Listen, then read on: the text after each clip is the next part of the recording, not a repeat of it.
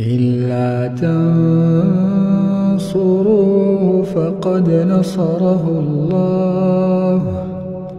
إذ أخرجه الذين كفروا ثاني اثنين إذ هما في الغار إذ يقول لصاحبه لا